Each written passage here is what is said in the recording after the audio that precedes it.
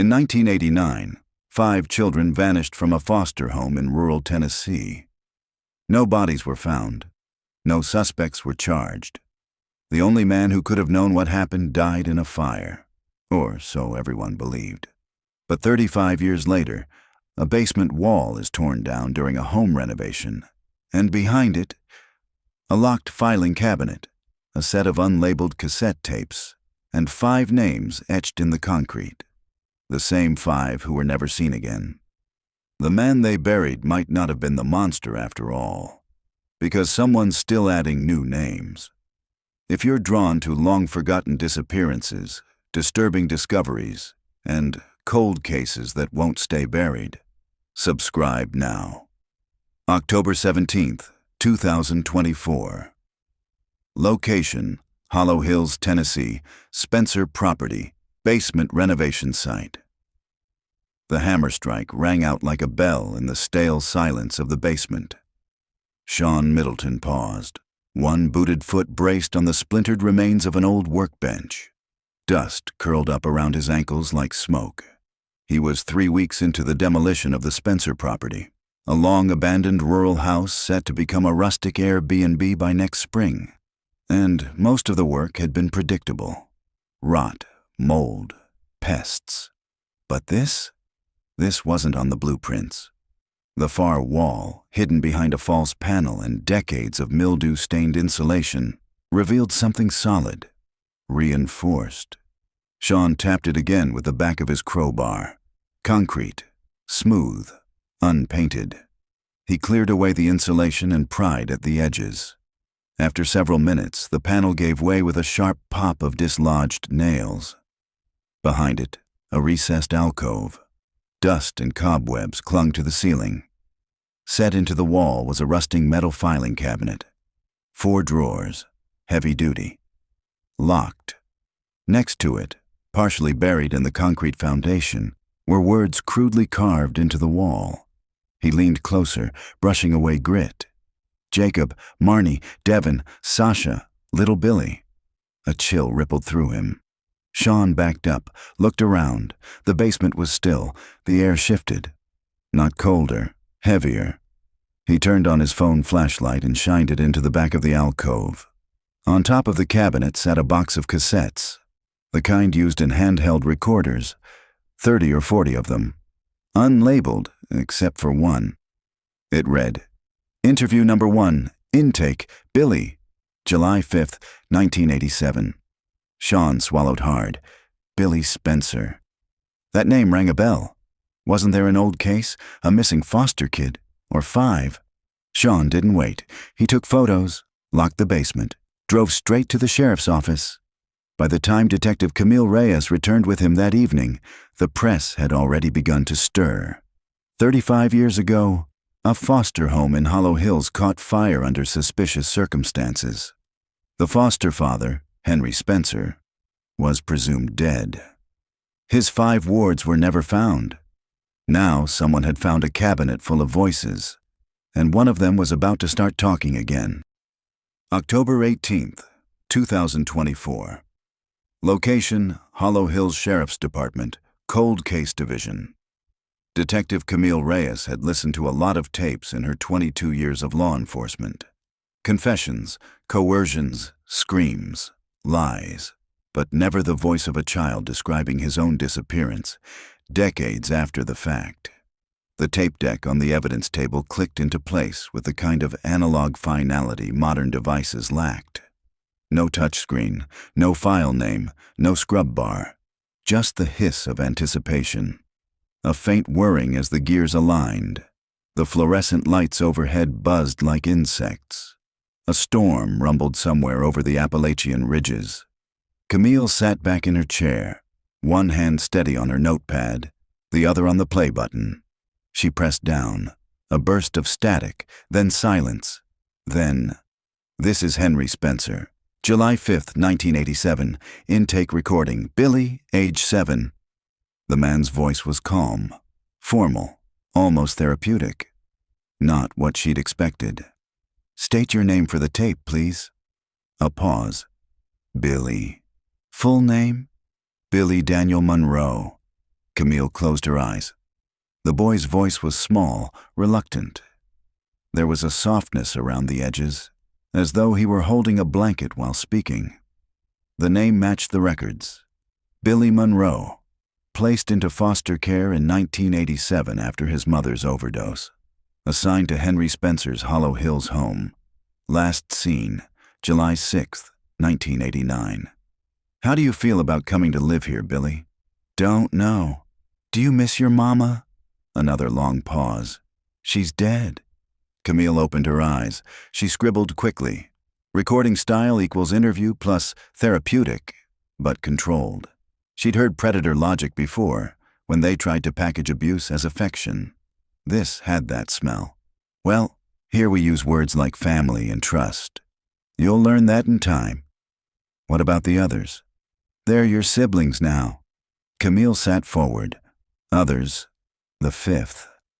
She reached for the case file, one of several that had been reopened after yesterday's discovery. The oldest was Jacob Reyes, no relation. 10. Sasha Martin, 8. Devin Chang, 9. Marnie Lee, 6. Billy Monroe, 7. All placed under Spencer's foster care between 1985 and 1988. All disappeared before 1990.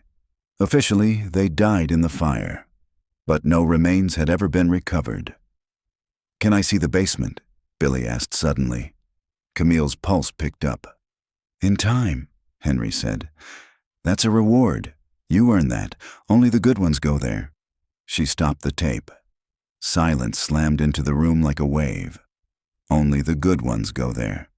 Camille stared at the recorder, heart tight. This wasn't therapy. This was conditioning. Control. She stood, walked to the small evidence board on the east wall, and pinned a yellow sticky note under Henry Spencer's photo. The basement, your answer known location. Possible grooming incentive. Access equals restricted. Behind her, Officer Rhea Simmons entered the cold case division with a coffee and a nervous look. Another tape just got logged. Officer Middleton brought it straight from the Spencer house. Camille raised an eyebrow. That man's going to end up solving the case if we don't move faster. Rhea smirked weakly and set the envelope on the desk. This one's labeled Volume 17. Marnie, July 1989. Camille's fingers froze midair. Marnie Lee, the youngest girl. She hadn't been in the foster system for long, just 11 months before the fire. Blonde, wore glasses, night terrors according to her intake file. Placed after being removed from a hoarder household. Camille didn't play this one yet. She couldn't, not without cataloging the first. Instead, she walked to the evidence shelf and retrieved the photo of the Spencer children from 1989. A staff member at the county fair had snapped it, not realizing it would become the last known image of them all together. They smiled in it. Bright shirts, balloon animals, nothing to suggest what was coming. Except Marnie. She wasn't smiling. She was staring to the side. Off camera. Toward something the lens hadn't caught. The sun was lowering outside the station windows when Camille drove to the scene. The Spencer house sat at the end of a gravel road choked with brush and oak trees, about 40 miles northeast of Nashville.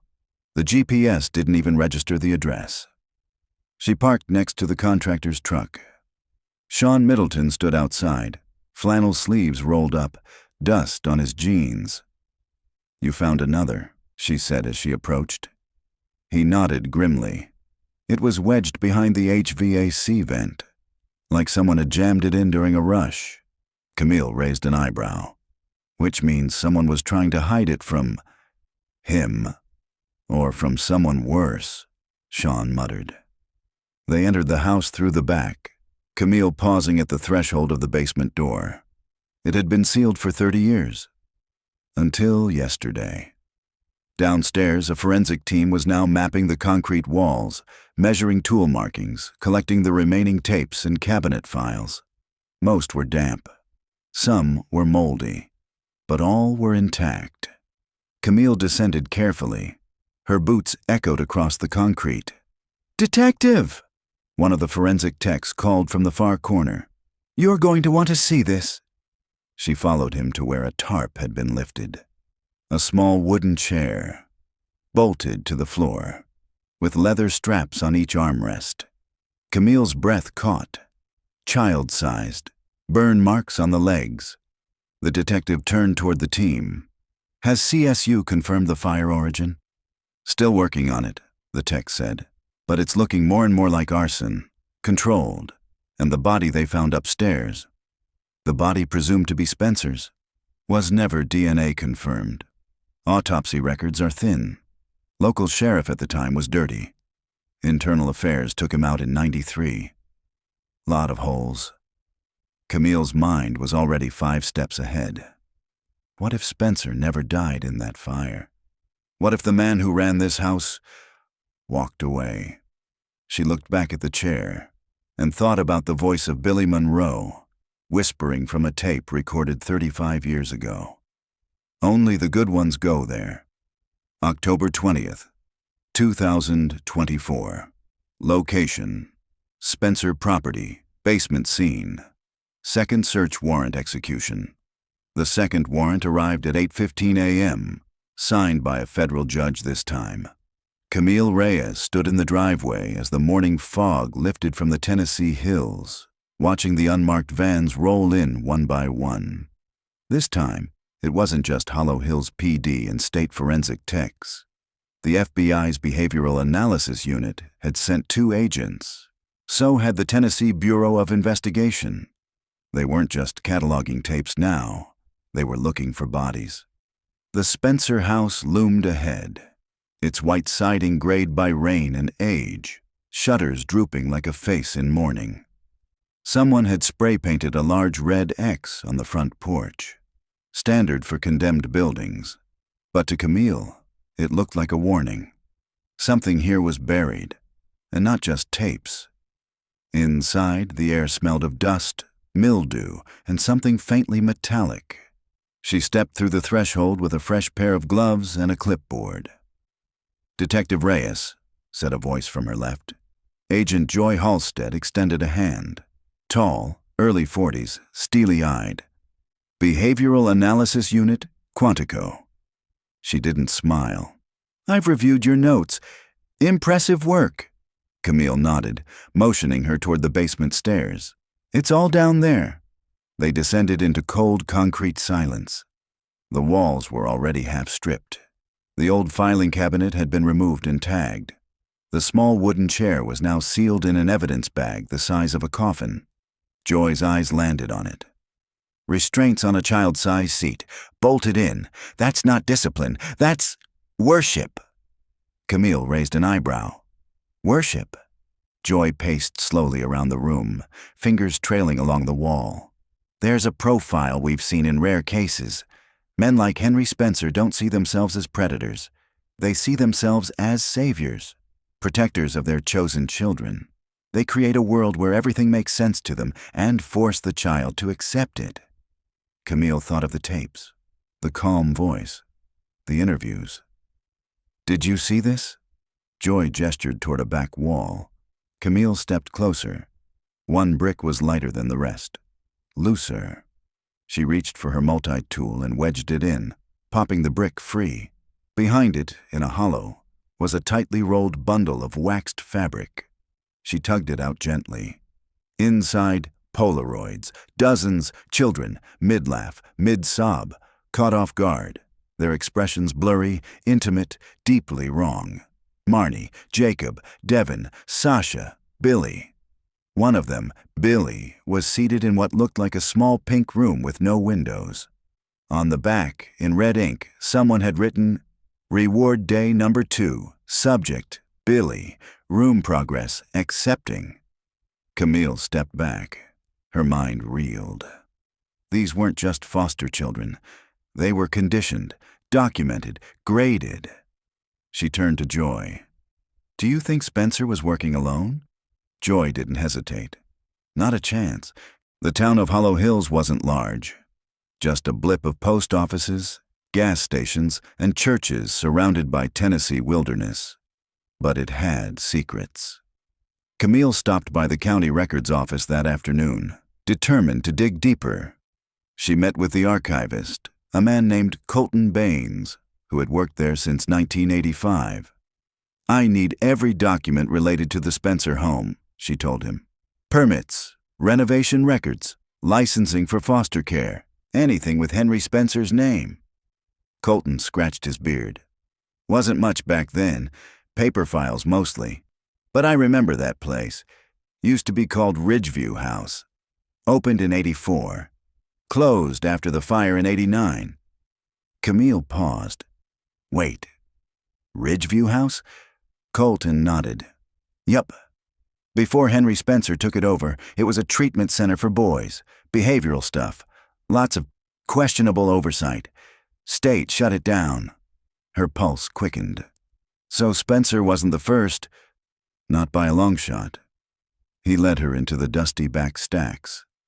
After 40 minutes of digging, they found a box labeled Ridgeview, 1982 to 1984. Inside, incident reports, employee rosters, and a list of unaccounted disciplinary events. Camille scanned one sheet. March 7th, 1983. Boy refused to participate in reward session, restrained overnight. No incident noted.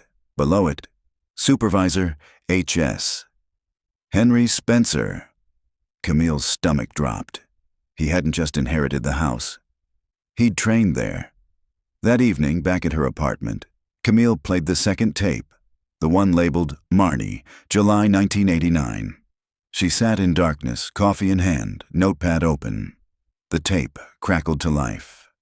Interview number 17, Marnie, age 6. "Do you want to be here today, Marnie?" "No." "Why not?" "I don't like the room." "What room?" "The pink one." "I want to go home." "This is home now. That other place was full of garbage and noise, remember?" "You said I'd get to go outside." "Only the good ones do. You're not ready yet." "Please." Camille hit pause. The voice of Marnie Lee was small, not broken yet, but unraveling. Every plea was met with sugar-sweet dismissal, control masquerading as care. And Spencer's voice? Calm, unwavering. The worst kind of predator, the kind who believes he's saving you. Outside Camille's apartment, the wind picked up. Tree branches scraped against the siding. A low rumble of thunder rolled across the sky. Camille stared at her wall of evidence. Tapes, photos, a timeline that stretched from 1982 to 1989, and the cabinet that had preserved it all, entombed behind concrete. Why keep the tapes at all? Unless he expected someone to find them. Unless he wanted to be remembered. The printer on her desk spit out a fresh lead. She'd run the Ridgeview staff list through a national teaching and medical database. 2 names were flagged as still active. One of them had recently applied for a license to open a behavioral boarding school outside Knoxville. The applicant? Dean Henry Spencer. Application filed in 2023. Camille stood up, heart pounding. The man presumed dead in a fire. May have just filed paperwork last year. Henry Spencer might still be alive, and if he was, he didn't stop at 5 children. October 22nd, 2024. Location, Knoxville, Tennessee. Behavioral Licensing Office in Spencer's alias lead investigation. The glass door of the Tennessee Department of Human Services buzzed open with the familiar chill of too strong air conditioning and the sour scent of old carpet. Detective Camille Reyes stepped inside, badge visible at her belt, carrying a file thick with fire, tape, and dust. Behind the reception desk, a young man with a clipboard barely looked up. "Here for placement services?" he asked. "No," she said, flashing her credentials. "Cold Case Division. I'm looking for a behavioral school application filed last year under the name Dean Henry Spencer that got his attention." He blinked, straightened. "That's not an applicant I remember." Camille nodded. "I wouldn't expect you to, but I need everything. Forms, contact info, background checks, any prior names, forwarding addresses." He gestured for her to wait and vanished behind a door labeled Records Archive. Camille tapped her pen rhythmically against her notebook as she waited. Outside, Knoxville moved like a city pretending fall had already arrived. Wind against windows, leaves swirling in the gutters. But the truth pressing down on her wasn't seasonal. If Henry Spencer was alive, he hadn't resurfaced by accident. He wanted access to children again. He wanted control. 10 minutes later, the clerk returned, pale and holding a red folder. He handed it to her with both hands like it was radioactive. Application was filed under Dean H. Saunders, but the birth date matches Spencer's. So does the signature if you compare to archived files. He listed an address in Clinton, just north of here. Camille flipped through the form. Name: Dean H. Saunders. Date of birth: October 11th, 1949. Request: charter license for New Way House, a behavioral school for boys. Submitted May 17th, 2023. Status: application incomplete. Denied due to insufficient staffing certification. She exhaled. Close, too close.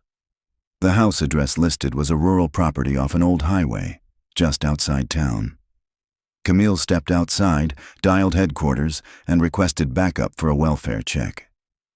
Unoccupied residence, she said, but I want eyes on it before dark. This one might still breathe. By the time Camille and Officer Simmons pulled up the gravel drive, dusk had begun to bruise the edges of the sky. The property was modest, a small one-story brick home with a wide porch and boarded-up windows.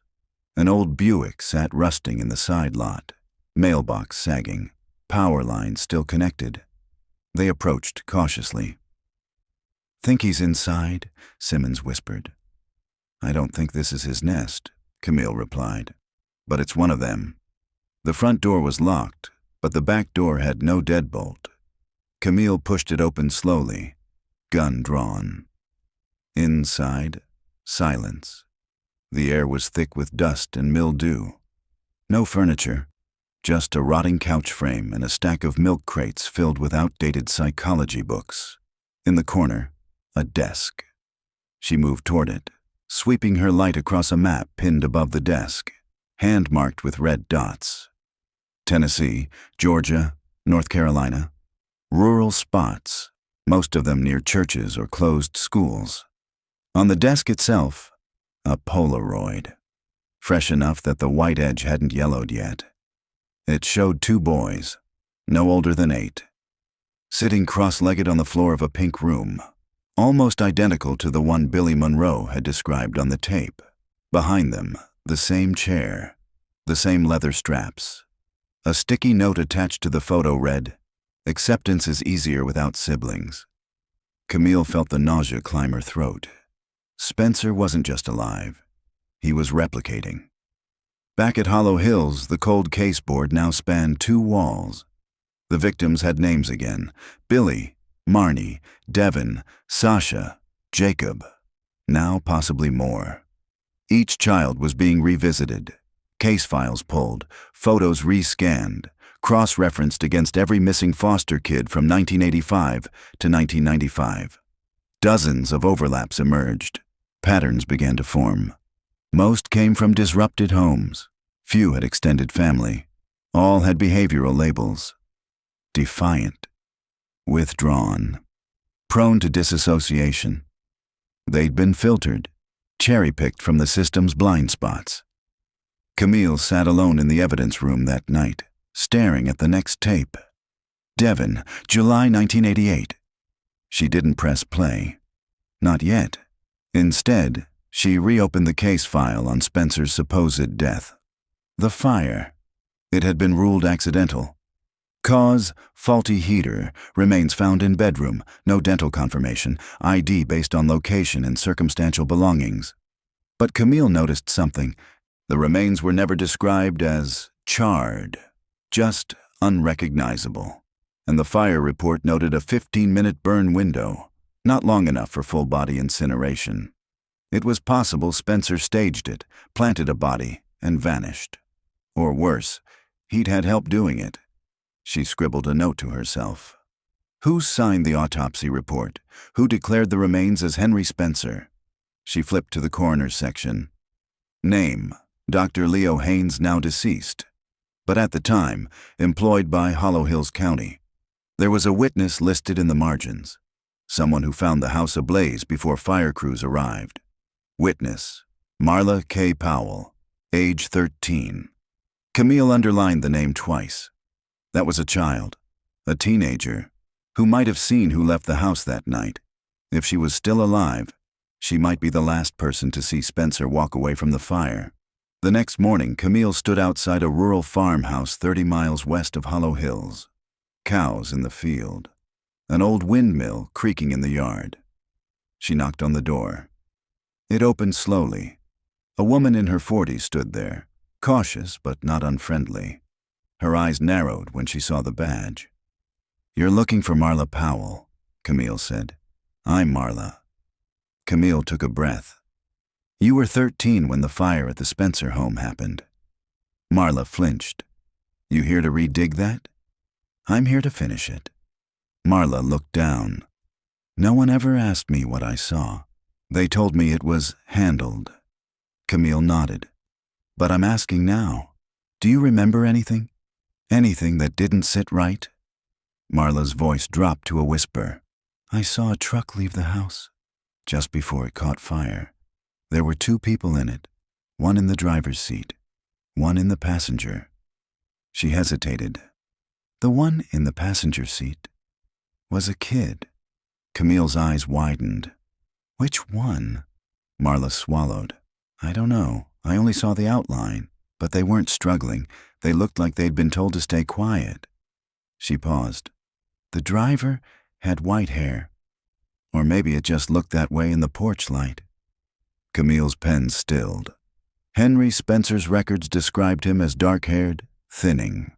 But bleach? That was a known tactic. Change your look. Move at night. Fake your death. Marla looked her dead in the eye. "He's not gone, is he?" Camille didn't answer. She didn't have to. October 24th, 2024. Location: Hollow Hills. Evidence locker. Cold case room. The chair had been sitting in the evidence locker for 5 days. Sealed, labeled, untouched. Until now. Camille Reyes stood over the child-sized wooden frame, reinforced at each joint with thick bolts. It wasn't furniture. It was restraint. A tool. The seat had been fitted with leather cuffs, old but functional.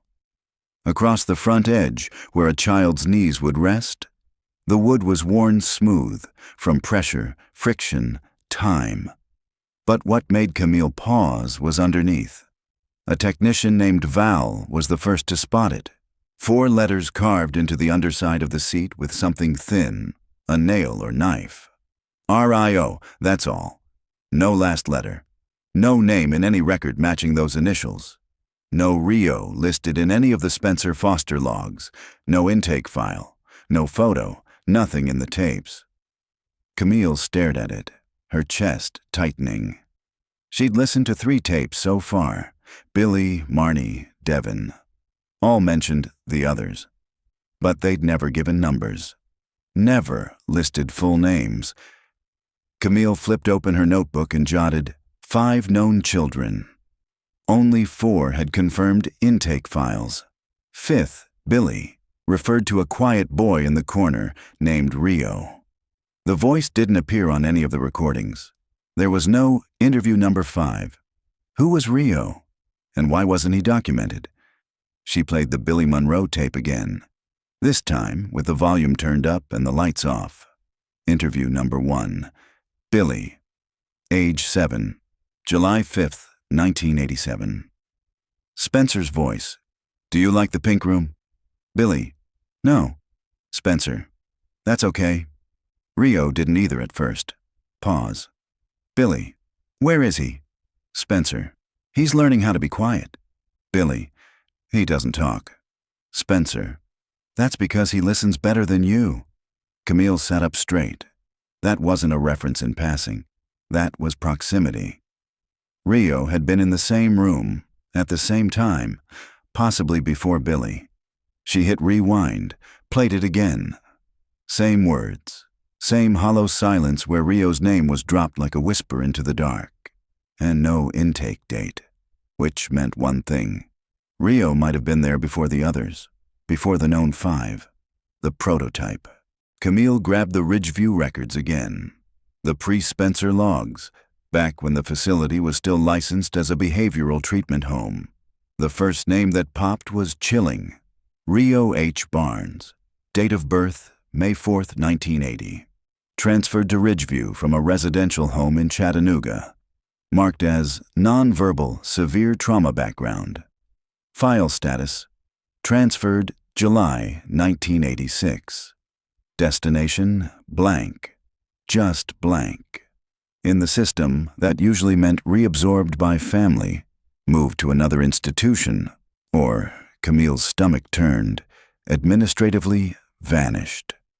She scanned the remaining entries. No other mention of Rio Barnes after July 1986, except one odd annotation. In the margin, handwritten, someone had scrawled, "Still not adjusting. HS recommends isolation for improved compliance. HS Henry Spencer. Rio had been there, at Ridgeview, and Spencer had tested his program on him first." That night, Camille called Agent Joy Halstead from the BAU. "I think Spencer had a prototype subject," Camille said. "Someone predating the others. No file, no photos, just a name etched into a chair." Joy was quiet a moment. Then, "You don't carve someone's name into a chair unless they sat there a long time." "And no one remembered him," Camille added. "Not the police, not the caseworkers. Just gone." "You think he was the first?" Joy asked. "I think he was the one they practiced on. I think the pink room was built for him." Joy exhaled. "Then that means Spencer didn't just want obedience. He wanted something repeatable, something trainable, and Rio was his control group." Camille's voice dropped. "And we never found him." Location, Spencer property. Night surveillance setup. Date, October 25th, 2024. 2 nights later, Camille returned to the Spencer house. She had permission to install surveillance equipment. Not because anyone believed Spencer would come back, but because Camille did. The place had a gravity to it, a wound that never closed. She walked slowly through the basement, flashlight sweeping along the concrete. The chair was gone, but the air still remembered it. And in the far corner, behind the false wall, she noticed something she hadn't seen before. A discolored brick, not carved, just different. She tapped it. Hollow, pulled it loose. Behind it was a second cavity, smaller than the one with the filing cabinet. Inside, a single cassette, hand-labeled in smeared ink. Rio, Phase 0. Camille held it in shaking fingers. There was a tape. There had always been a tape. She didn't listen at home. She waited until she was back in the precinct, door locked, headphones on. The tape began with silence. Then a child's breathing, uneven, shaky. Then Spencer's voice. "This is our first day. You don't have to talk yet, but you have to stay awake." Soft knock on wood, perhaps the chair. "Do you hear me, Rio?" Long pause. "Don't look at the door. It's not going to open again until you're ready." Camille pressed stop. She sat in the dark of the cold case room, bile rising in her throat. The pink room wasn't a room. It was a prison. And Rio had been the first to disappear into it. No escape, no voice. Just a tape that was never meant to be heard. October 27th, 2024. Location, Chattanooga, Tennessee. Orchard Hill. Senior living. The sun was low over the hills as Camille Reyes stepped through the sliding glass doors of Orchard Hill Senior Living, a folder tucked under her arm and questions still forming in her mind. She had driven 2 hours that morning to meet Dorothy Barnes, the last known family member of Rio, the undocumented boy who had been carved into the underside of a restraint chair. Dorothy's room was quiet, except for the ticking of a wall clock and the occasional rustle of wind against the window. Camille introduced herself softly.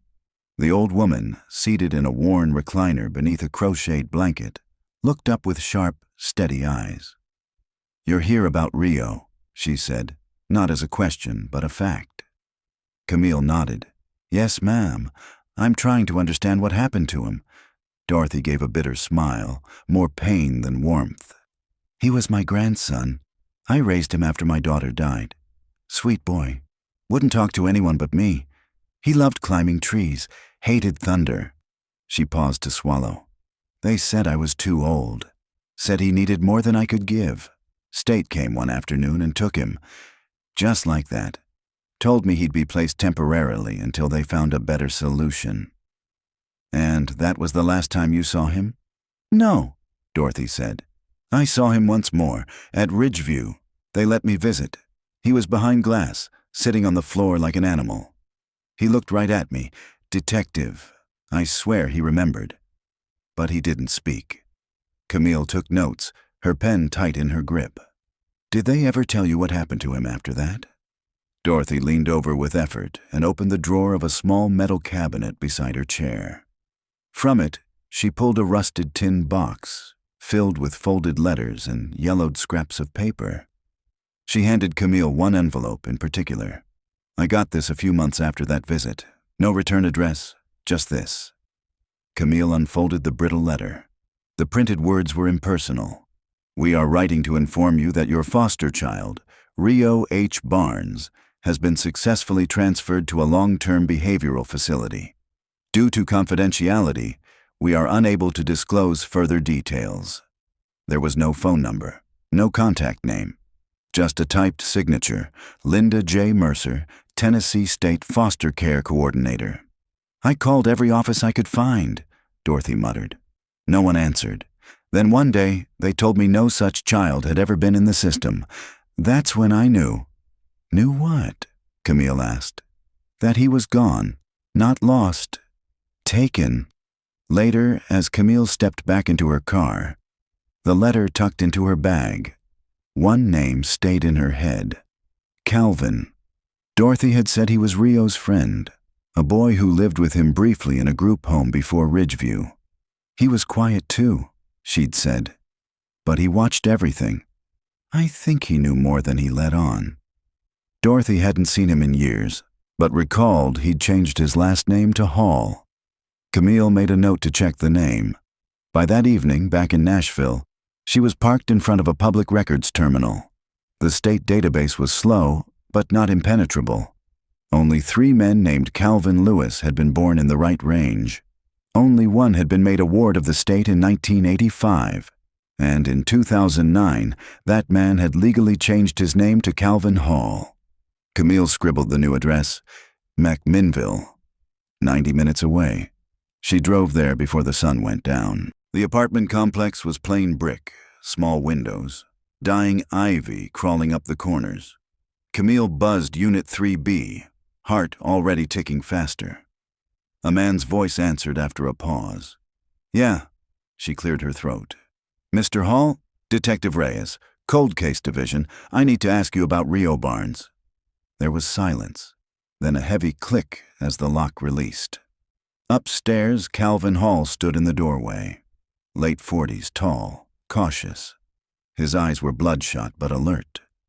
"You're the first person to say that name to me in 30 years, he said. "Come in." The living room smelled faintly of dust and coffee grounds. A lamp on the desk barely lit the space. Camille took a seat across from him. "We were kids together," he said. "First at Stonebrook, then Ridgeview, but he wasn't there long. What do you remember about him?" Calvin scratched his chin. He didn't talk, but we used to pass drawings through the air vent between rooms. I remember one. Always the same house, same swing set, same little boy wearing headphones. No face, just the headphones. Camille froze.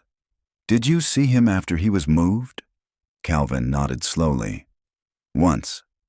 They brought him to a group orientation. He wouldn't look at me, but there were bruises on his wrists.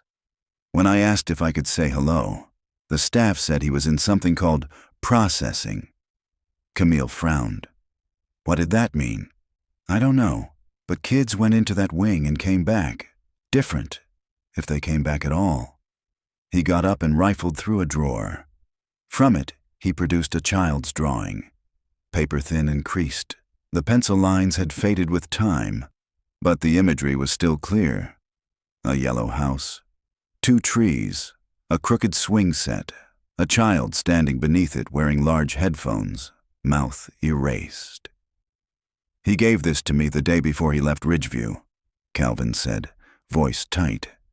Said the music never stopped, even when nobody was there. Camille leaned in. What kind of music? He didn't say, just that it made him forget things. She took the paper gently. Everything was aligning. The tapes, the chair, the headphones, the silence. Back in her car, Camille called Joy Halstead at the bureau. I think Spencer was using auditory triggers, she said. Like conditioning techniques. That's why the kids stopped talking, why they flinched at music. Joy was quiet. That would mean this was more than abuse. Camille nodded, gripping the wheel. It was training, reprogramming. And Rio, he was the first. She paused, breath caught in her throat. And maybe he survived. October 29th, 2024, location, Hollow Hills, cold case room, Spencer residence basement. The Rio tape had been sitting untouched on Camille's desk for 2 days.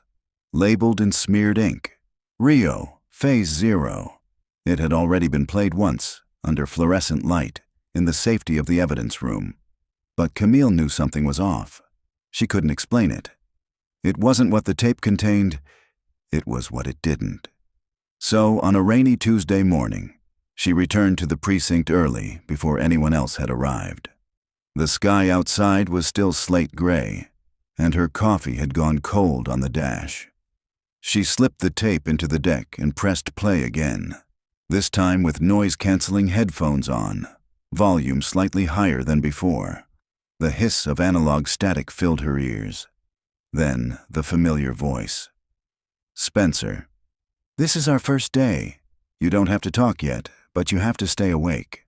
A pause. Spencer, do you hear me, Rio? Longer pause. Spencer, don't look at the door. It's not going to open again until you're ready. Same as before. But then, just after that last line, a small sound crept in, barely audible. Camille froze. She rewound. Slowed playback by half speed. It was a whisper, a voice. Not Spencer's. Child's voice, faint. It hurts behind the wall. Camille yanked off the headphones. Behind the wall? She rewound again, more carefully this time, and replayed the full minute. Yes, clear now. A whisper tucked in the silence, like a voice that had bled onto the tape magnetically, almost by accident. The sound of someone close to the microphone but trying not to speak. It hurts behind the wall. Not scripted, not part of any recorded exchange, a captured moment. And that changed everything. An hour later, Camille was back in the basement of the Spencer property, alone. She'd brought a portable reel-to-reel deck and a digital recorder for backup. The false wall had already been removed days earlier, but now she turned her attention to the smaller alcove, the one where the tape had been found. She scanned every inch with a UV flashlight, looking for anything missed. That's when she saw it. In the corner, behind a support beam, high near the ceiling. A faint set of scratch marks, not writing, not symbols, just marks, repetitive. 4 vertical, 1 diagonal, then again, and again. Tally marks, Camille counted, 57 in total. She exhaled slowly. That was nearly 2 months. 2 months someone, presumably Rio, had been in that room. And now a whisper, suggesting he wasn't alone, that there was something behind the wall. Camille contacted the Bureau's digital forensics lab and asked them to run magnetic bleed analysis on the Rio tape. It was a long shot. Analog tapes didn't always retain shadow impressions unless they'd been reused or stored improperly. But if the whisper was real, there might be more. By the time she returned to the precinct that afternoon, the results had arrived. The technician's report was short, but chilling. Subject: tape contains magnetic echo from prior recording.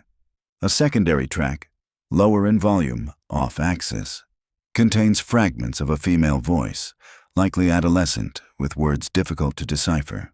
Further isolated phrases include, "He's not gone. They made me forget. Rio isn't the only one." Camille stared at the report, heart racing. A female voice. That meant Rio wasn't the only one trained in isolation.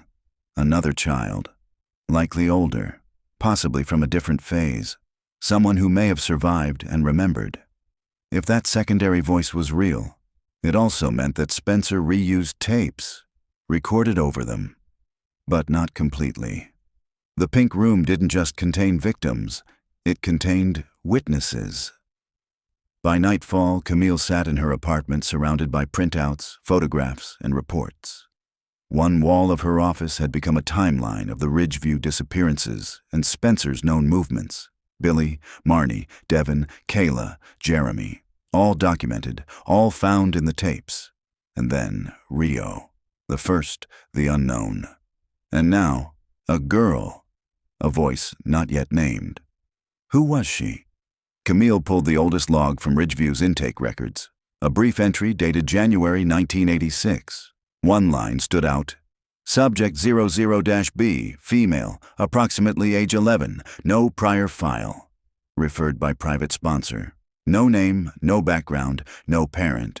No one ever came looking. Camille's voice trembled as she whispered it aloud. 00-B. The first girl. Before Rio. Before the program had a name. Before the pink room was even pink. Later that night, Camille met with Joy Halstead at a local diner. Joy flipped through the printed audio report while nursing a cup of black coffee. They were training them, she said, conditioning memory suppression through trauma, using isolation and repetition. Camille nodded. I think it started with the girl. Then they refined it on Rio. And the goal? Joy asked. Camille didn't speak at first. She stared out the window at the dark parking lot, the flickering neon light above the welcome sign. To make them forget who they were, she said finally. So they'd never go home, so they'd never want to. Joy closed the folder, and if Rio remembered, Camille met her eyes. Then he's the key to everything. And if he's alive, he's running. November 1st, 2024. Location: Knoxville, Tennessee, Monroe Children's Hospital Archives. The elevator groaned as it descended into the sub-level archives of Monroe Children's Hospital. Camille's badge had barely gotten her access. Most of the records from the 1980s were boxed, yellowing, and fragile, kept only because no one had bothered to shred them. She stepped into the cold hallway, the lights flickering above her. A volunteer archivist named Marcus pointed her toward the back storage room. Most of the 86 files are boxed by admission number, he said. We don't have names in the index until 88. Camille nodded. That's fine. I'm looking for a female patient, no name, admitted early 1986. Referred anonymously. Marcus frowned. We had a few of those back then, usually court involved. You might get lucky. She spent the next 2 hours digging. Boxes of incident reports, psych evaluations, nurse logs. Most handwritten, some nearly illegible. But then, buried under a folder of unfiled forms, Camille found it. A single intake sheet. January 13th, 1986. Patient ID 00-B, no name listed. Age 11. Sex female. Referral. Private program transfer. Behavioral instability. Pre-adjudicated minor. Assigned to Dr. Spencer R. Halden. Camille's chest tightened. There was a second page. Scanned faintly behind the ink was a name that had been whited out and typed over. But with enough light and the right angle, she could still see what had been there originally. Karen Duval. 3 hours later, Camille stood outside an aging house on the far edge of Knoxville, the last known address of Marjorie Duval, Karen's maternal aunt. The front porch sagged. A metal lawn chair was overturned in the yard. Camille knocked 3 times. A woman in her 60s opened the door, robe tied tightly, cigarette burning low. "Whatever you're selling, I'm not selling anything," Camille interrupted gently. "My name is Camille Reyes. I'm a detective with the Hollow Hills Cold Case Division. I'm here about your niece." "Karen." The name hit like a slap. Marjorie's lips parted. She stared. For a long time, she didn't blink. She was... What did they say? The woman finally whispered. "Unreachable. Violent. I never believed that. But they put her in the hospital and that was it. No one ever filed a missing persons report."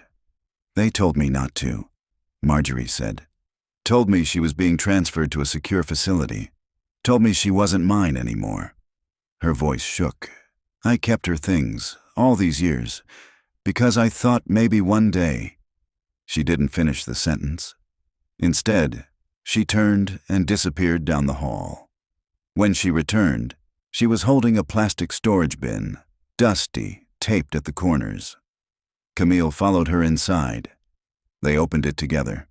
Inside were photographs, a wiry, dark-haired girl with wary eyes, drawings, a school ID, and at the bottom, a cassette. Camille's breath caught. Written in black marker across the label, "Karen, Room 3. Back at the precinct that evening, Camille digitized the tape and sat with headphones on. The voice was faint, buried under static and moments of silence. But there it was. Karen, whispering, "I don't know my name anymore." Pause. "He says I was born here, but I wasn't. I remember the sky." Pause. "Rio still talks in his sleep. That's why they keep the music loud." Camille sat still. The music. Again. "If I forget long enough, he says I can go outside, but I don't believe him. I don't think outside is real anymore." Camille stopped the tape. Karen had been the first, the test subject, the one Spencer used before the boys. Rio had been placed next, and he had seen her. That was the missing piece. And the reason they'd been erased from every file was because Project Tundra, the rumored conditioning experiment Camille had been circling, wasn't just a myth. It started here, in Tennessee, with Karen. At home that night, Camille pinned Karen's photo beside Rio's on her board. Beneath it, a short note. Not forgotten, just hidden. She stared at the board. All these children, misfiled, renamed, discarded. And yet their voices had survived, buried inside degraded tapes and unburned storage boxes. She didn't know if Karen was alive, but someone had taken care to silence her memory. And that meant there was still something, or someone, left to protect. November 4th, 2024. Location: Nashville, Tennessee. Hollow Hills, Cold Case Division. The envelope was waiting for Camille when she stepped into her office just after 7 a.m. No stamp, no return address, just her name, Detective Reyes, written in thick block letters with a permanent marker. She hesitated before opening it. The paper inside was folded in quarters, worn soft at the creases. A photocopy of a foster care file. Partial, incomplete. The child's name had been blacked out with heavy ink, but the intake date and assigned placement were legible. Placement: Ridgeview Center for Stabilization. Unit B date: May 23rd, 1987. Caseworker: Linda J. Mercer. Camille's heart skipped.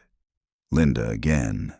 Beneath the form was a single sentence, handwritten in the same black marker as the envelope. "He didn't burn." She stared at it.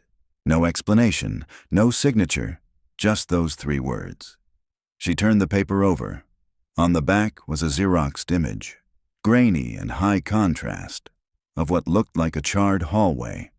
At first, she couldn't make sense of it, but then, in the corner, She spotted it. A figure, barely visible, standing in the shadows beyond the fire damage. The timestamp in the bottom corner read July 2nd, 1989, the night of the Spencer House fire. But according to the official report, Henry Spencer's body had been recovered from the basement, burned beyond recognition. So who the hell was that? By mid-morning, Camille was back in records, combing through Ridgeview's fire reports and state autopsy logs. She pulled the original coroner's assessment from '89 and read it slowly. Unidentified male body recovered. No dental match available. Burned beyond standard forensic recognition. Presumed identity, Henry Elias Spencer, based on circumstantial evidence. Presumed. That word echoed in her skull. She flipped to the attached morgue photo, blurry, black and white. No identifying features, no definitive link. It hadn't been confirmed. Only assumed. And suddenly the whisper made sense. He didn't burn. Henry Spencer had disappeared that night, same as the 5 children, but someone had arranged it to look like he died with them. Someone had switched the body. The missing children were presumed dead. So was Spencer. But what if none of them had died? What if some had escaped? Or been moved? That afternoon, Camille met with Joy Halstead at the Bureau's regional field office. She placed the envelope on the desk between them. Joy read it twice. "Where did this come from?" "No idea," Camille said. "Someone walked it in. No fingerprints on the paper or envelope. But the file copy, it's real. The date matches a known intake, but the child's identity was wiped." Again, Joy's brow furrowed. "That handwriting, the block letters, that's the same style that was scratched into the wall near the filing cabinet." Camille nodded. "It's not just a note. It's a message. You think one of the kids is alive? I think someone was watching that night, maybe even someone who worked at Ridgeview, someone who knew Spencer's routine, who knew how to vanish him." Joy was silent for a long moment. Then she whispered, "You think he's still alive?" Camille didn't answer right away. She pulled the photocopy of the hallway image from the folder and handed it over. "Maybe not as Henry Spencer," she said. "But that man in the picture, he walked out." Back at her desk, Camille went over the envelope again. The postmark was smudged. The paper itself had faint traces of coffee and plastic adhesive, the kind used in badge laminates. She bagged the envelope for further analysis. Then she stared at the final sentence one more time. He didn't burn. Whoever sent this didn't just want her to reopen the fire case. They wanted her to look for Henry Spencer now. But under what name? That evening, she opened the cold case database and began running a new set of queries. Men aged 70 to 85 with no digital record before 1990. Residents of Tennessee and neighboring states. No birth certificate match alias. Use suspected former foster system employees, retired under sealed identities. She found 16. 3 had died. 9 were ruled out by DNA. 4 remained. And one of them, a man named Peter Halverson, now living outside Jonesboro, Tennessee, had formerly worked in private adolescent rehabilitation and had burn marks across his right hand and cheek. Camille packed her overnight bag. She wasn't calling it in yet. Not until she was sure. But someone had gone to great lengths to stay buried. And now, bit by bit, the dirt was coming off. November 6th, 2024. Location, Jonesboro, Tennessee. Residence of Peter Halverson. The drive to Jonesboro took 3 hours along winding back roads where cell signal dropped and daylight vanished early. Camille kept the heat on low and the windows cracked despite the chill. It helped her stay alert. The town was old, brick-lined, with antique shops and empty benches. At the edge of a wooded hollow sat a one-story white clapboard house. A mailbox leaned to one side. The driveway was unpaved. Peter Halverson, the man who'd emerged in 1990 with no prior records, owned the property under a trust. Former occupation, youth counselor, retired in 2011. Scar tissue documented on an ER report from 1993. Residual burns, consistent with chemical or thermal exposure. Camille parked at the edge of the driveway and walked the last 50 feet on foot. A security camera watched from beneath the eaves. She rang the bell. It was several minutes before the door opened. The man who stood there was tall, gaunt, with silver hair and eyes that didn't blink quickly. The right side of his face was puckered from healed burn scars, extending into his neck and ear. His right hand bore similar damage. He didn't speak at first. Then, "You're not from around here?" "No," Camille replied calmly. "Detective Camille Reyes, Cold Case Division. I'd like to ask you a few questions." "I'm not in trouble." "Number. But someone you might have been." "Might be." His eyes flickered. "I don't talk to police." She reached slowly into her coat pocket and pulled out a photograph. Karen Duval, age 11, staring just off camera with tired, angry eyes. She held it up. "Do you remember her?" The man flinched, a near imperceptible twitch in his jaw. Then he stepped back from the door. Camille followed him inside. The living room was sparse. No TV, no decorations. A recliner, 2 wooden chairs, and a desk piled with old paperbacks. On the wall hung a single frame, a photo of a young boy, maybe 8 or 9, holding a toy airplane. Camille sat in the wooden chair. The man, Peter, didn't offer coffee or water. He lowered himself slowly into the recliner, rubbing his right hand with his left. He stared at the photo in Camille's hand. "She was the first," he said, voice low. "But not the only." "Who was she to you?" "No one. She was supposed to be a test." He met her eyes. But she remembered. Camille's pulse ticked faster. "You're not Peter Halverson, are you?" A long silence. "I was," he said. "I am now." "Were you ever Henry Spencer?" Another pause. Then he said, "They needed someone to build the house. I just laid the bricks." Camille hit record on her pocket audio device. "What was Project Tundra?" she asked. Peter didn't look away. "It wasn't called that at the start. That came later. At first it was just a behavioral experiment. Something private, for a handful of clients who had money and children they wanted changed." "Changed how?" "Erased," he said. Camille leaned forward. "And the pink room?" "That was phase 2. Total environmental reset. No names, no mirrors, no language. The idea was, if a child didn't know who they were, and no one told them, maybe they'd become something else." He touched the scar on his cheek absently. "Karen was the first. She resisted. She remembered colors, faces, smells. She sang in her sleep." "Did she survive?" "I don't know," he said quietly. "After phase 3 began, I stopped being allowed inside." "Who took over?" Peter didn't speak. "She changed tack." "What happened the night of the fire?" "I didn't start it, but I didn't stop it either." He looked at her then, and the thing in his eyes wasn't guilt. It was fatigue. "They burned everything. The files, the tapes, except the ones I hid." "You hid them?" "In the wall," he said. "I knew someday someone would come looking." Camille swallowed. "Why?" "Because there's one child no one asked about. Not Karen, not Rio, not the others." She stared at him. "Who?" Peter looked away. Then whispered, "My son." Back in her rental car, Camille listened to the full recording 3 times. Peter Halverson, or Henry Spencer, or whatever name he'd taken, had confessed not to the abuse itself, but to helping build the structure that enabled it. The housing, the paperwork, the control systems, a fortress for silence. He had also claimed he lost his son to the program, a boy unnamed in any file. And that meant one more child, unrecorded, unclaimed, and possibly still alive. A missing piece.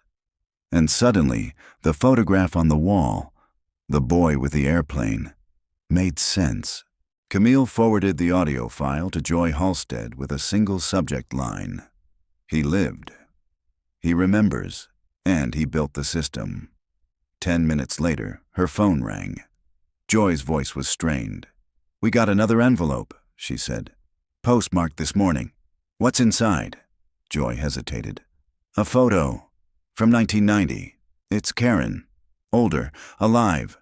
Camille's grip tightened on the steering wheel. "She got out," she whispered. And now someone was showing her the path she took. November 9th, 2024. Location: Atlanta, Georgia. Saint Germain Medical Archives. The intake form was brittle, discolored with age, and misfiled under John Doe. Only someone looking for the wrong person in the right place would have found it. Joy had, late the night before, tracing the envelope's postmark to a nearby processing center outside Atlanta. Now Camille stood in the archives room of Saint Germain Medical Center, fluorescent light buzzing overhead, as the clerk handed her the document. Patient name, unknown female age, approximately 15 to 16, brought in by unidentified driver, left before interview. Date of admission, April 28, 1990. Presenting injuries: second-degree burns, right wrist and shoulder. Disorientation, possible psychosis. Notes, repeated statement: "My name was taken." Camille felt her throat tighten. The girl had no ID, no fingerprints in any system. Her answers were vague, often contradictory, and the social worker who interviewed her filed the report under transient trauma response. After a week, she'd been transferred to a transitional youth shelter, the kind meant for undocumented teens or runaways.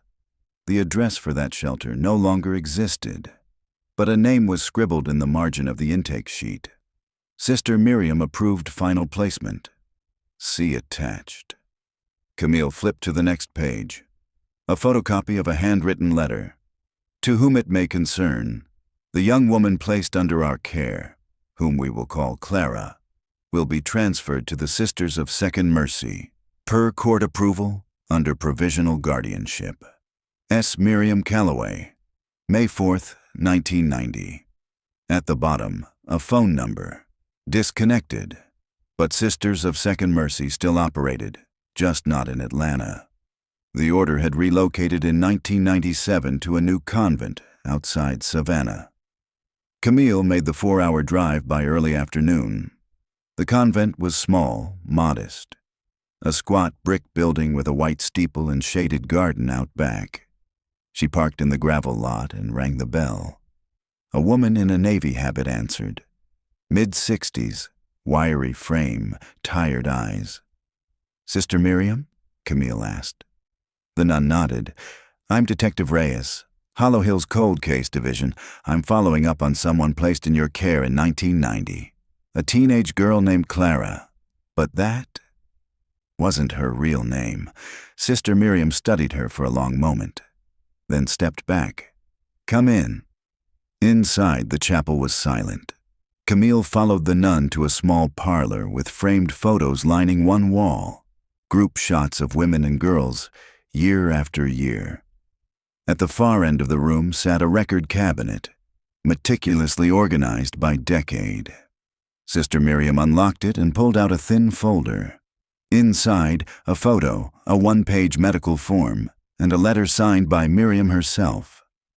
"She stayed with us for 4 years," Miriam said quietly. "Never spoke about where she came from, but she had night terrors, always about fire."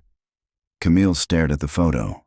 The girl's hair was darker, fuller, but the eyes were the same. Karen Duval.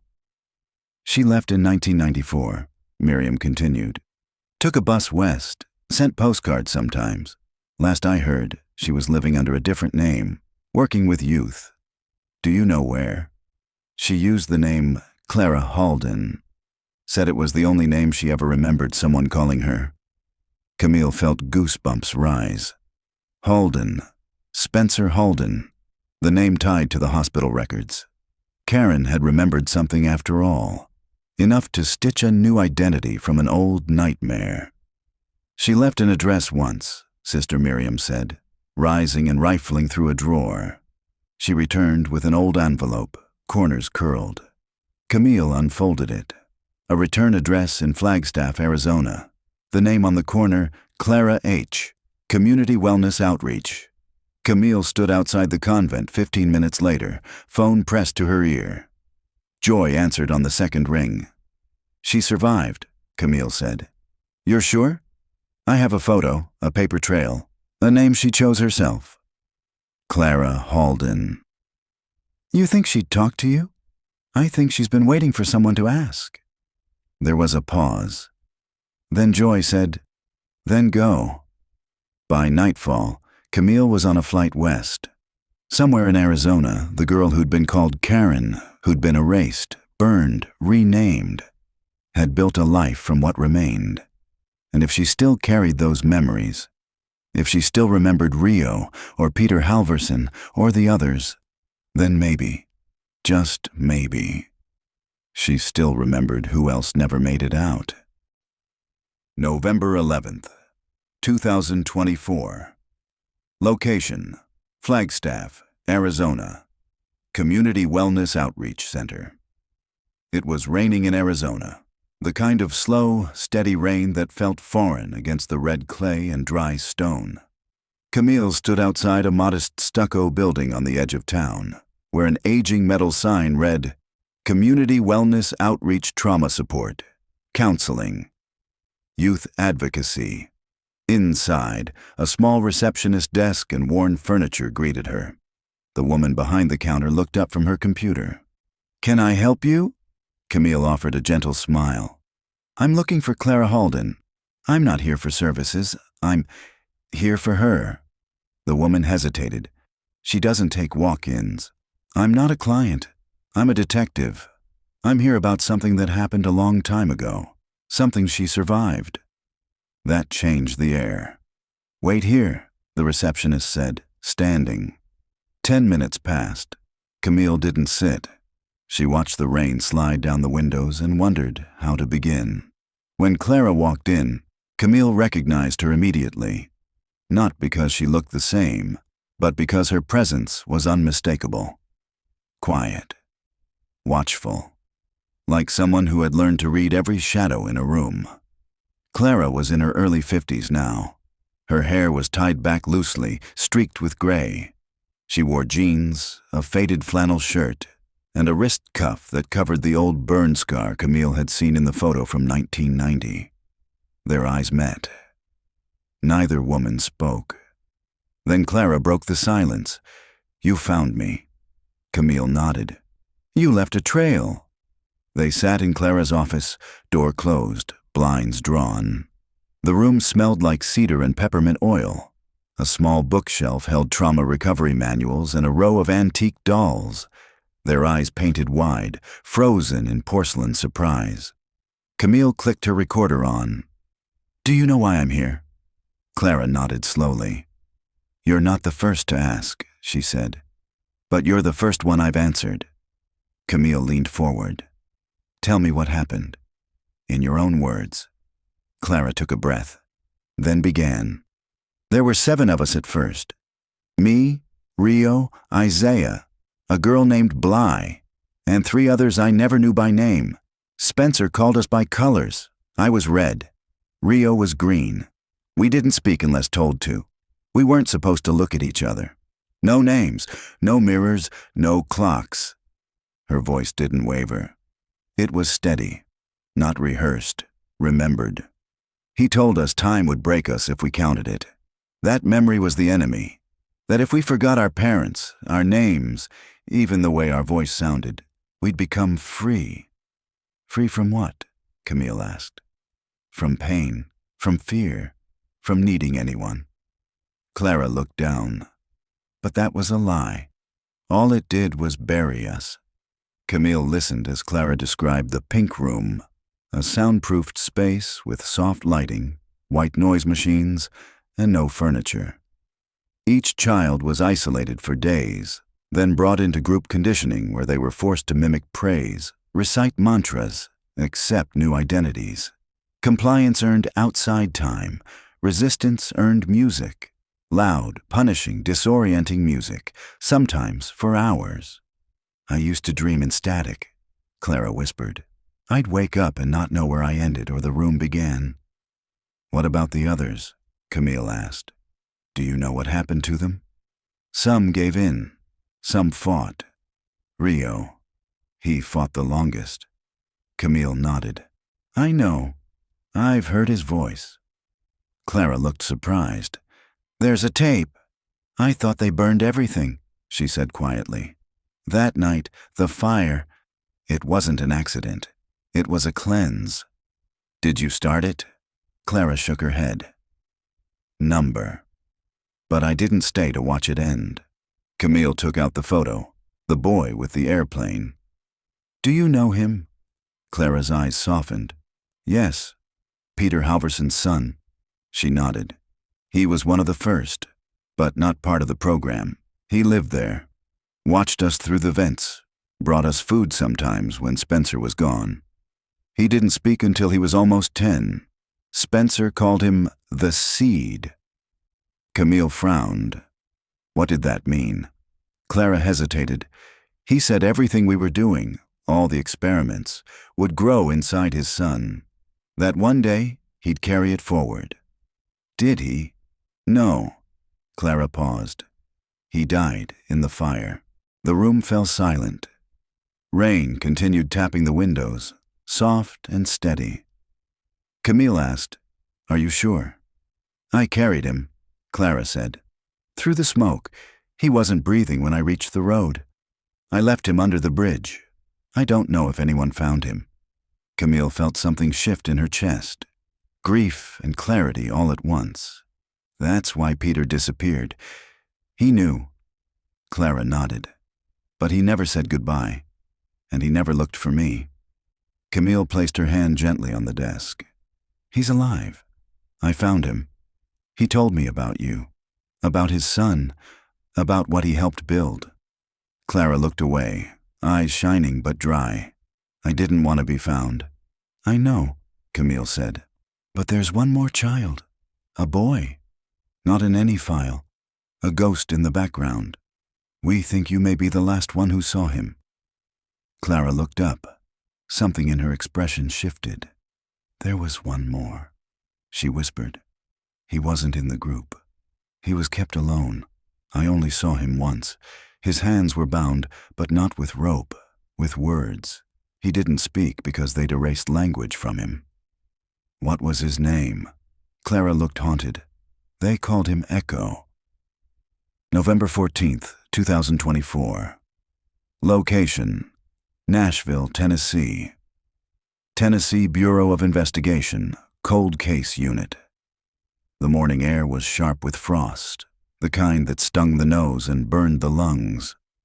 Camille stepped out of her car in the TBI parking lot just before dawn, holding the folder with Clara's full testimony, the audio recording, the photos, and Karen's letter. They were all in place. Inside, the cold case unit was mostly empty, just the whir of old radiators and the scent of stale coffee.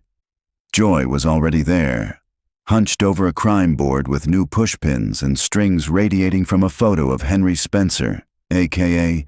Peter Halverson. Camille handed her the folder.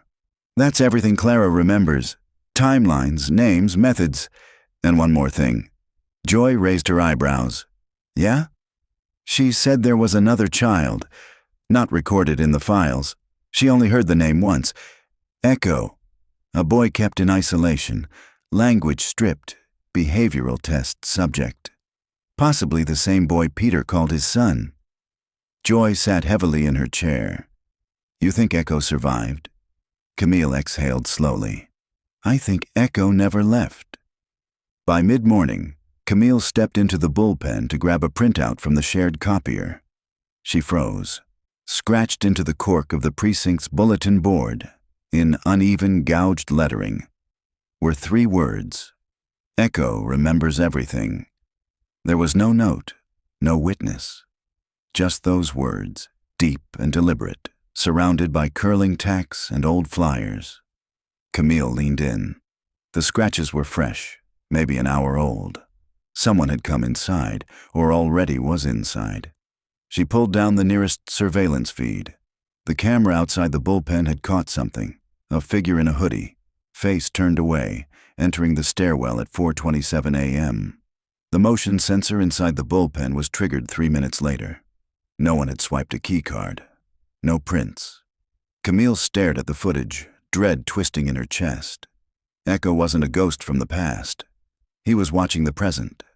By afternoon, Joy had the forensics team scanning the scratched letters, the corkboard, the hallway. Nothing, no DNA, no prints. The scratches had been made with something metallic, possibly a key or a blade. "Someone's playing us," Joy muttered. "No," Camille said. "Someone's warning us." She stepped back into the records room, now filled with photos of Karen, Rio, the original 5 names carved into the wall, and Clara's later years. Taped across the central timeline was a single question written in marker. Who was Echo? And then, beneath it, where's he now? Later that night, Camille returned to her apartment. Rain had started again, a slow, cold drizzle that made everything feel older. She dropped her coat on the couch and opened her laptop. A new email blinked in her inbox. Subject line: "It wasn't the fire that killed them." No sender, no reply address. She clicked. "I didn't die in the house." I walked out. Clara carried me part way, but I woke up in the woods, alone. I learned not to speak, learned not to trust sound, but I remember. I remember what Spencer did. I remember what my father watched, and I remember her voice. "You're close now, but don't think you're the only one looking." Attached was an image, grainy, night vision, a still from an old surveillance tape, date stamp 2001. It showed a teenage boy standing at the edge of a foster care group home in rural Kentucky, his face partially obscured. One hand raised to the lens, not in fear, but in warning. Camille enlarged the photo. In the corner of the boy's shirt was something stitched in black thread. Echo. The next morning, Camille and Joy prepared a briefing to present to federal investigators. Project Tundra, long believed to be an isolated cult-like delusion, had roots, survivors, infrastructure, and a pattern. But something gnawed at Camille. Echo wasn't hiding because he feared being found. He was watching because he feared who else might find him first. And if Echo remembered everything, then someone else might be hunting him. Someone who didn't want those memories made public. Camille looked at the case board one last time, then scribbled a final line beneath the others. Echo is real. Echo is alive. And Echo might be the key to everything. December 2nd, 2024. Location unknown. The tape arrived in a plain manila envelope, no return address, postmarked from a sorting center in Kansas. Inside was a single USB drive, unlabeled. Camille plugged it into the Bureau's offline system. The file was audio only. No metadata, just 6 minutes, 47 seconds of a boy's voice, slightly distorted, but not disguised. He sounded calm, measured. Old enough to understand what he was saying, but still young when it had been recorded. If you're listening, it means you found them. Karen, Rio, the others, maybe even the man who called himself my father. A pause, a soft exhale. He called me Echo because I didn't have a name. Because everything I said, I learned from someone else. Their words, their cries, their prayers. A rustling sound. There were more than 5. More than 7. Some stayed for a year, some for a week, some went away and came back with new names and blank eyes. I stayed. I listened. I remembered. Long silence. When the fire came, I waited in the crawl space. Not because I was afraid, because I knew no one would check there. I waited until the sirens left, until the ash settled. Then I walked. The boy's tone changed. Warmer, sadder. Clara carried me once. I remember her heartbeat. I remember the way she said, "Don't look back." Another pause. A hum in the background. A fan? A train? They built something they couldn't destroy. A system. A method. Spencer wasn't the only one. He was just the first. If you want to find the rest, follow the missing files, the ones sealed before 1990. Look for homes with no records, shelters that burned, children who aged out but were never seen again. Start where it ended, not at the fire, but in the desert. Click. The audio ended there. No signature, no name, just a file named echofinal.wav. Camille sat for a long time after the audio stopped, staring at the waveform frozen on screen. The voice was a match. She had no doubt. Echo wasn't a rumor. He was a survivor, a witness, and maybe the only one who knew how far the roots of Spencer's program had grown. Camille slid the file into evidence and tagged it. Project Promise. Active. Level 1. Priority. Then she opened a new case folder and wrote one word at the top. Echo. Somewhere out there, the boy without a name had become a man without a face. But now, he had a voice, and the world was finally listening.